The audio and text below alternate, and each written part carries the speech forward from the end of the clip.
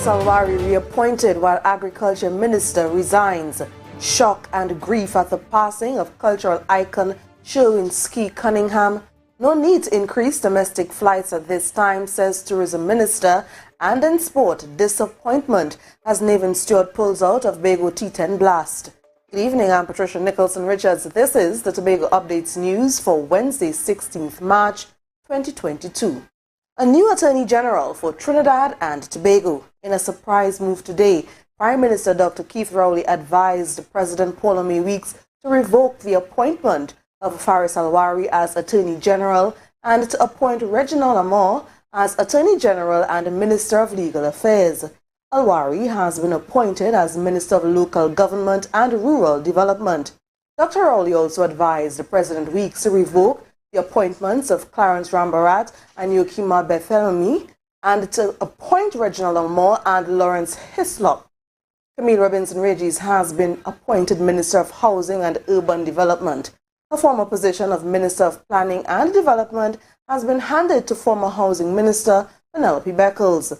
Former Senate Vice President Nigel De Freitas has been appointed Minister in the Ministry of Agriculture, Land and Fisheries in the wake of the resignation of former Minister Clarence Rambarat. Kazim Hussain has been appointed Minister in that ministry while with responsibility for lands. Senator Dr. Muhammad Ibrahim will be appointed as Deputy President of the Senate. Meantime, in a post on Facebook, Clarence Rambarat said this morning he formally advised the Prime Minister that for over 6 years he had the opportunity to serve Trinidad and Tobago in the Senate, Cabinet and Ministry of Agriculture, Land and Fisheries. He said those roles and others gave him an opportunity to serve an important sector for which he is grateful. Rambarat added that serving in those capacities, or serving the country's parliament rather, was something he set out to do since childhood. He ended with, quote, "Best wishes, it's Wednesday, rock so, and a love emoji." To some other news now, a prolific calypso writer and singer Sherwin Ski Cunningham has died. Cunningham was at his Mason Hall home yesterday when he collapsed after complaining of feeling unwell. He was rushed to the Scarborough General Hospital where he was pronounced dead. More in this report. Cultural icon Sherwin Cunningham's career has spanned more than 3 decades. His contributions to the cultural landscape of Tobago and Trinidad transcended beyond the boundaries of calypso writing. His friend and confidant Leslie Ann Ellis said Sherwin was also a script writer, of which most persons are unaware. Ski's sudden passing has sent ripples throughout the calypso fraternity in Tobago and those who knew him. In tears, Ski calypso prodigy Caston Cupid is struggling to come to terms with the passing of his mentor. Cupid said Cunningham's passing is shocking and hurting, and his loss will hurt and last for a long time. Cupid said Ski was everything to him, as he was instrumental in his calypso career. Ski was, for me, is more than a writer. You know, he was like a father figure to me. A matter of fact, he's the reason why I even sing calypso. Cupid went on to say that the Tobago icon is a great loss to culture. He added that Cunningham not only represented culture, he was the embodiment of all aspects of culture. You know, he'll be greatly missed by everybody he ever interacted with in so many different ways, from writing to singing to choir to guitar to acting to... He was just a whole ball of culture and all about Tobago and pushing Tobago. Treasurer of the Tobago region of the Trinbago Unified Calypsonians Association, TUCO, Kenneth Punchin Thomas, spoke about Cunningham's sterling contributions to the calypso art form. He said Cunningham's passing will definitely leave a void on the calypso landscape. Yes, he was a prolific calypso songwriter. He wrote for many calypso in Tobago, some of which went on to win the Tobago finals, even enter the the savannah in Trinidad. Thomas added that Cunningham's passing is shocking beyond words. The Calypso fraternity has lost another one. Just a few years ago, we lost another prolific writer in Henson Wright. We used to call him Prince. And here goes another one. That is to say how volatile we are, and we just have to try to live in peace, live in love, and live in steady progressing. We at Tobago Updates extend condolences to the family, friends and members of the Calypso fraternity on the passing of Sherwin-Ski Cunningham. For Tobago Updates, I am Beverly Edwards. Well, there's another call for additional flights to the domestic route, this time from Independent Senator Dr. Dylan Remy. However, the tourism minister doesn't agree with Dr. Remy's arguments. There's more. Independent Senator Dr. Maria Dillon Remy has issued a call for Caribbean Airlines to increase the number of daily flights between Trinidad and Tobago to support the domestic tourism product. Dr. Remy made the call for additional flights during her presentation at the sitting of the Senate on Tuesday. I would like the Caribbean Airlines to reconsider the numbers of flights to Tobago and the timing of the flights, especially the latest flight out of Piaco. I would also like them to publish the schedule of flights to Tobago at least 3 months in advance. Since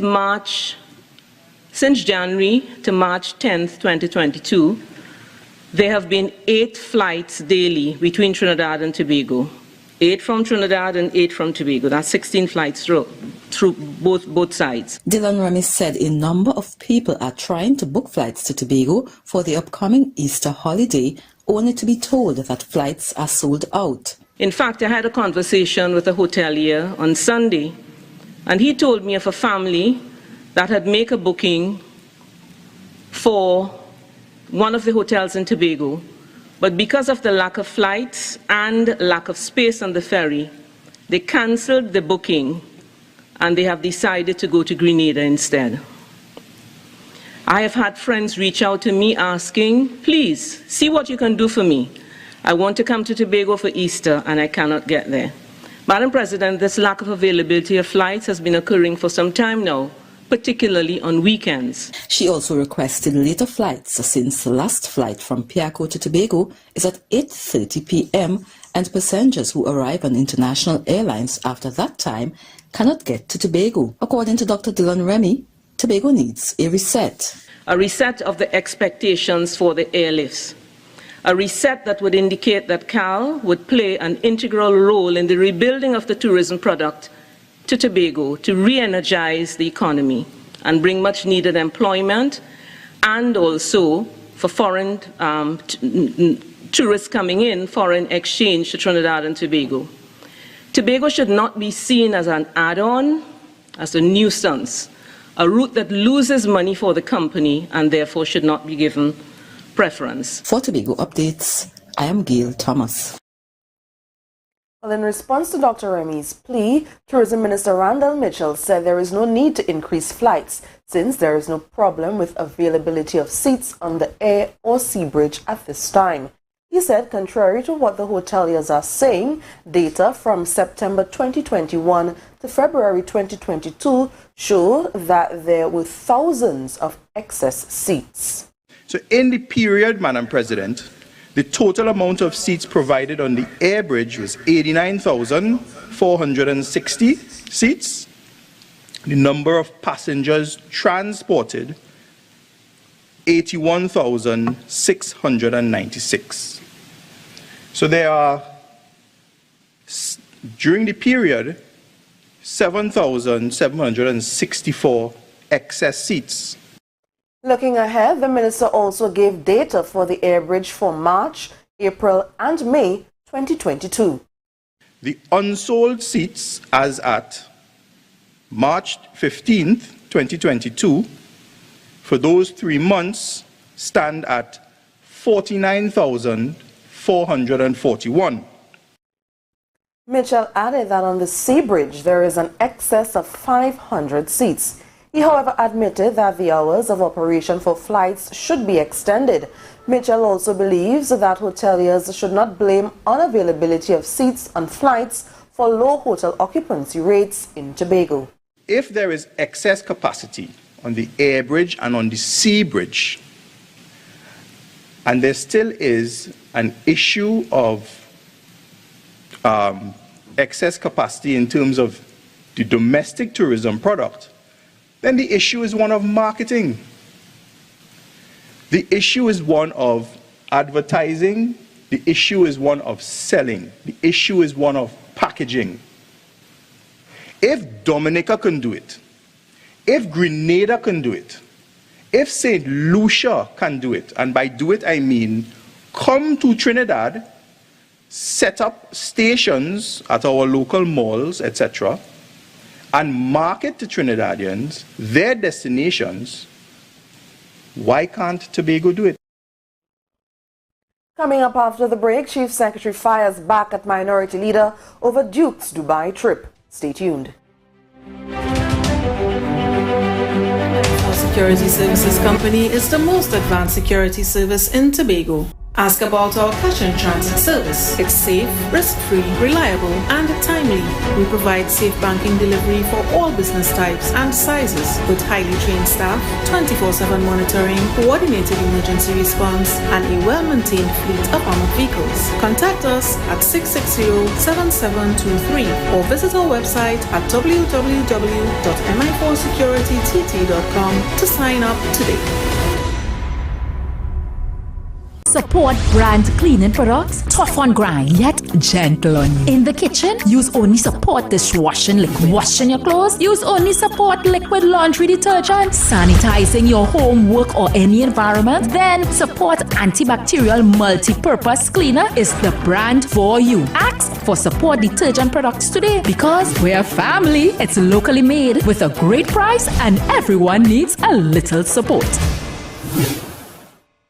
Tobago Glass Supplies has been a leading name for over 37 years in the glass and aluminum market in Tobago. We provide an extensive range of high-quality, innovative aluminum and glass products for commercial and residential use. Competitive prices with superior and professional services by committed employees who are guided by rigid quality standards. Tobago Glass Supplies specializes in the manufacture and installation of glass and aluminum products that are essential to today's homeowners and the business environment. We are engaged in marketing, sales, and installation of a variety of products. These ranges from windows and doors to necessities such as mirrors for homes and vehicles, designed and manufactured in-house or imported.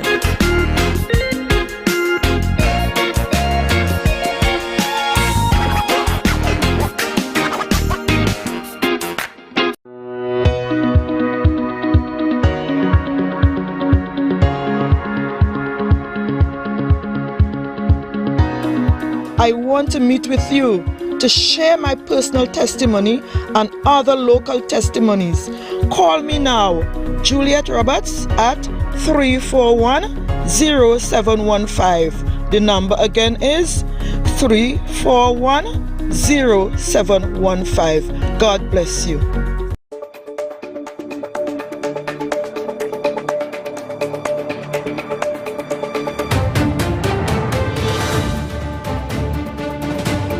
Welcome back. Over $178,000 was spent on the trip to Dubai, which was originally budgeted at $67,000. Chief Secretary Fali Augustine explained at the Post-Executive Council media briefing today that the increase was due to the disorganization on the part of Export TT, who was responsible for the trip. There's more in this report. Minority Leader Kelvin Morris accused the THA of taking expensive trips abroad while failing to pay outstanding salaries for CPEP and reforestation workers. However, Chief Secretary Fali Augustine rubbished the statements as commerce and misinformation. Referring to Deputy Chief Secretary Watson Duke's trip to Dubai for Expo 2020, Augustine explained that he was invited by Export TT to attend. When I received that invitation, I in turn said, you know what, it is way too early in the government. It's under 3 months. I will prefer if the Deputy Chief Secretary represent me and represent Tobago at this exposition. The Chief Secretary also made arrangements for the CEO of the Tobago Tourism Agency Limited, Louis Lewis, to attend, as well as the head of the Business Development Unit, Shellyan Baptiste. From the information we see from Trinidad, is that the Dubai government will pay the expenses to Mr. Duke, except for his per diem. They will pay the expenses and half of the per diem for Mrs. Baptiste, and they will pay only the accommodation and the expenses on the ground in Dubai for Mr. Lewis. Almost 67,000 TT dollars was approved to cover other expenses. Travel arrangements were made for Mr. Lewis, and he left the country on March 3rd. Duke and Baptiste were scheduled to travel on March 4th with the Trinidad contingent. But on the day of travel, they found out that neither visas nor tickets were finalized. After much back and forth with Export TT and the Minister of Trade and Industries, at this point, the executive decided we cannot leave Mr. Lewis alone in Dubai. We need to send the other two. So we took an executive decision that we would just procure the tickets and send Mr. Duke and Mrs. Baptiste to Dubai. The cost of the trip is now increased to over $178,000. The THA is seeking reimbursement from Export TT for over $111,000. The trip, however, was a success according to the Chief Secretary, as follow-up meetings are already taking place with interested investors from Dubai. Meanwhile, Augustine is disappointed with what he describes as a smear campaign to spread misinformation. The election is over a long time ago. Why are we still with this sort of disinformation and the propaganda and the smear campaign? Why are we still going along those lines? For Tobago Updates, I am Candace Jackson. There is a need for frequent and regular patrols of the Buku Reef Marine Park to discourage persons from using the area as a venue for parties. This according to Chief Secretary Farley Augustine. On Sunday night, videos circulated on social media of a party in full swing at the Nylon Pool, generating many concerns. Here is Candace Jackson once again. Chief Secretary Farley Augustine was forgiven but disappointed in persons who gathered in the Nylon Pool for a nighttime soiree. I understand the feeling that you just need to get some release and just zest and so on, and that is understandable, but you have to manage yourself, you have to be safe. The Nylon Pool is located in the Buku Reef Marine Park, which is a protected Ramsar site. Parties like the one on Sunday night can have a disastrous impact on the surrounding reefs and marine life. The THA in 2020 approved a bill that will grant them the power to patrol and impose restrictions on the marine park. However, that bill is awaiting Parliament's approval before it can be implemented. That has not happened as yet. However, we all have a responsibility to our island and to our environment. Please, we can do better and we should do better. In the meantime, the THA is reliant on the police and Coast Guard to conduct patrols. Police on Sunday did not have access to boats. They reached out to the Coast Guard, but no vessel was available to assist. The Chief Secretary is now in the process of commandeering 2 brand new reef patrol vessels, which were only used once at the last Dragon Boat Festival. And just they pack up taking dust. Relatively new engines on them, used only once, and we are going to service them and we are going to provide them to the police. Augustine is hoping that when these boats are ready for patrols, the Coast Guard can join forces with the police to monitor the sea activities. Since we have the boats, we can simply use the Coast Guard already existing in the Tobago space to actually operate the vessels and have the police there with them. The Chief Secretary warned that the activities of Sunday night cannot continue. For Tobago Updates, I am Candace Jackson. Shake the salt habit. That's the advice given to the public today by County Medical Officer of Health, Dr. Janine St. Bernard, as the Ministry of Health observes Salt Awareness Week. Speaking at the Ministry of Health's press conference, Dr. St. Bernard explained why it is important for people to reduce the amount of salt they consume. When we have a lot of salt, what it does is it puts pressure on the kidneys. The kidneys then have to retain fluid, and when we keep a lot of fluid in the body, That then makes our arteries thick and hard, and it makes the blood pressure go up. And so we don't want to be having too much salt for that reason. She outlined various ways people can reduce salt, the first of which is to avoid adding salt to food. One of the reasons we need to be avoiding adding salt to our food when we prepare our foods is because we already get a lot of sodium in our packaged foods, our processed foods, which we will be seeing in another slide. But we want that we don't then add salt when we are cooking, knowing that many of us already consume foods that have a lot of salt in them. Limit salt intake to 1 teaspoon per day. That actually translates to roughly 2,300 milligrams of sodium. Table salt has roughly 2,300 milligrams of sodium, and that is the max really that we should be having. We need to be having less than that if it is we have hypertension. If you know you have high blood pressure, then your goal for the day will not be that 1 teaspoon of salt. Dr. St. Bernard said another way to avoid salt is to eat fresh fruits and vegetables and to purchase fresh poultry and meats. She also urged consumers to avoid processed and packaged foods. Even if you forget everything that might have been said today, if you start by saying, let us stop or reduce the amount of packaged foods that we are consuming, you will be making an impact and reducing the amount of sodium that you are consuming on a daily basis. You can make this a project as a family where we say, kids, this week or this month, we are not buying any snacks that are packaged. Our snacks are going to be our fresh fruits and vegetables. You can do it as a workplace where we say we are not having high sodium foods coming in. Do not bring in any processed foods.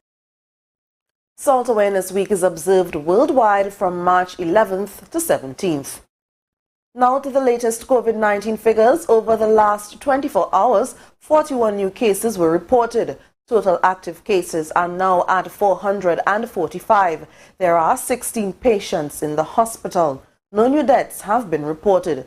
Total deaths remain at 247. Well, we have sport news coming up after this break. Stay tuned.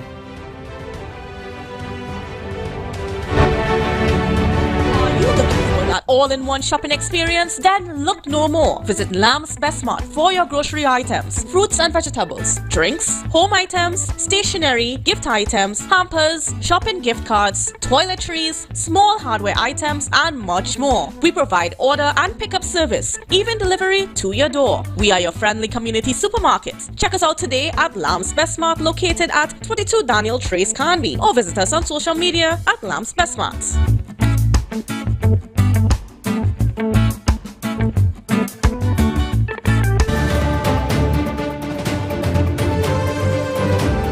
Welcome to our sport report.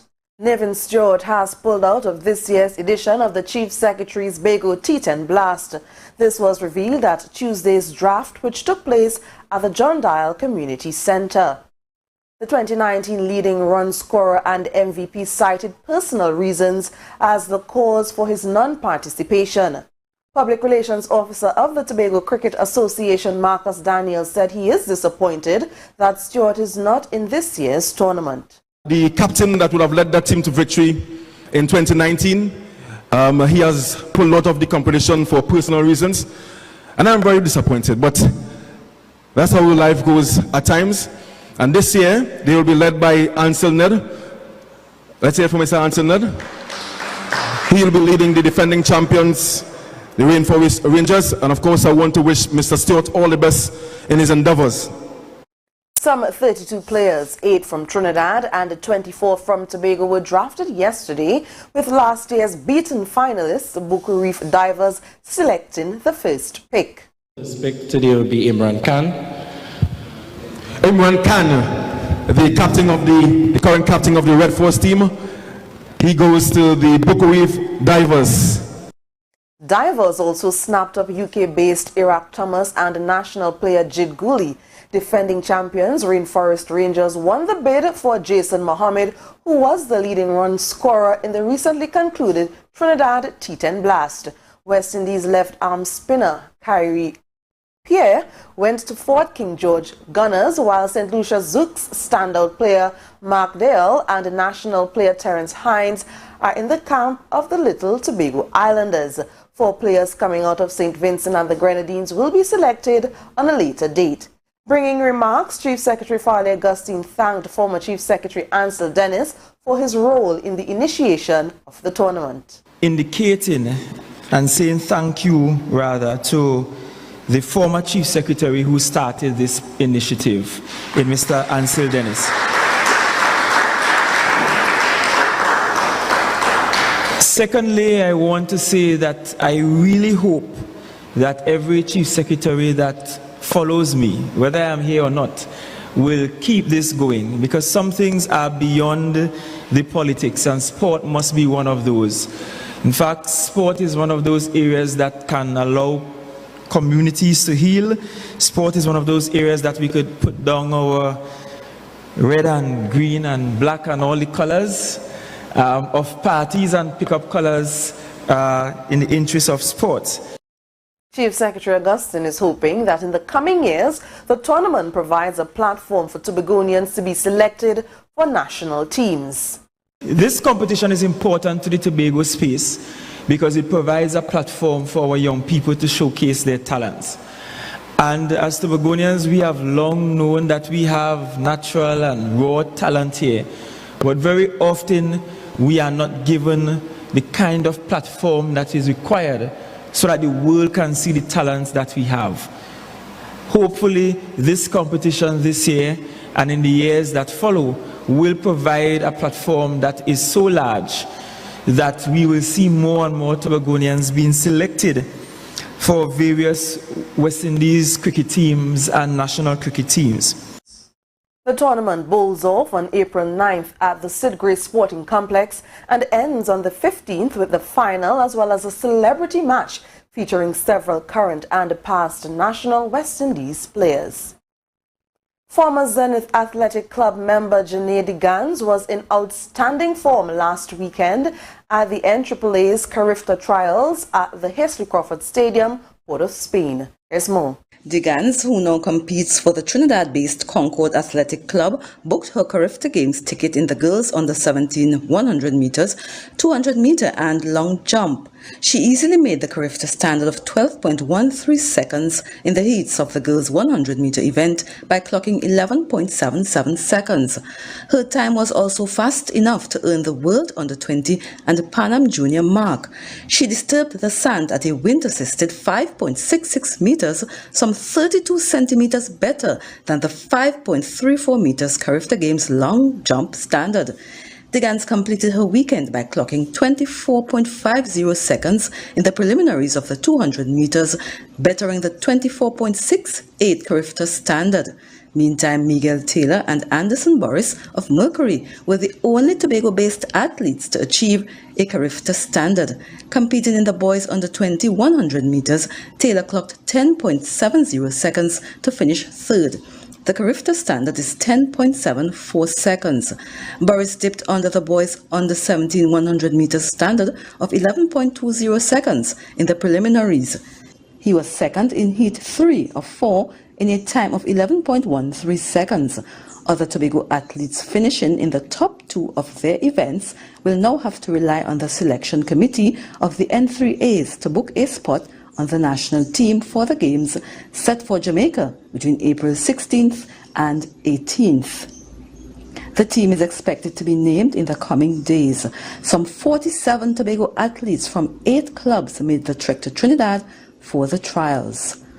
For Tobago Updates Sport, I am Gail Thomas. Tobago's all-rounder Jaron Alfred played a key role in Steel Pan Strikers lifting the inaugural Dream 11 Trinidad T10 Blast title last Friday at the Brian Lara Cricket Academy in Tarouba. Alfred finished with 2 wickets for 21 runs and took a stunning catch at backward point as Strikers restricted favourites Soca Kings to 117 for 5 in their allotment of 10 overs. In reply, West Indies limited overs opening batsman Evan Lewis blasted 28 off 11 balls and Tobago-born Anthony Alexander 38 off 15 balls as Strikers raced to victory in 8 overs for the loss of 3 wickets.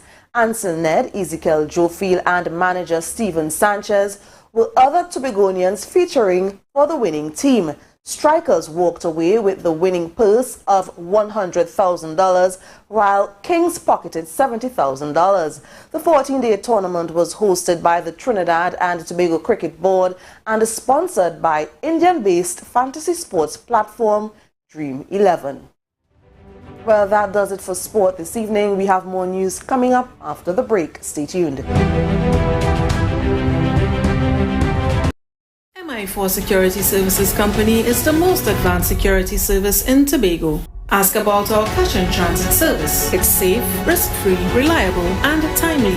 We provide safe banking delivery for all business types and sizes with highly trained staff, 24/7 monitoring, coordinated emergency response, and a well-maintained fleet of armored vehicles. Contact us at 660-7723 or visit our website at www.mi4securitytt.com to sign up today.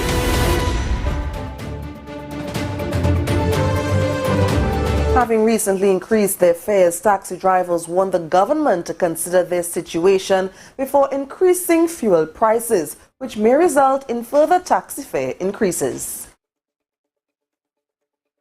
The strains of a 2-year pandemic and increased gas prices have forced the hand of taxi drivers, according to President of the Windward and East End Taxi Drivers Association, Binley Dekoto. Every time there is the gas price, we the taxi drivers have to pay more to fill our tanks.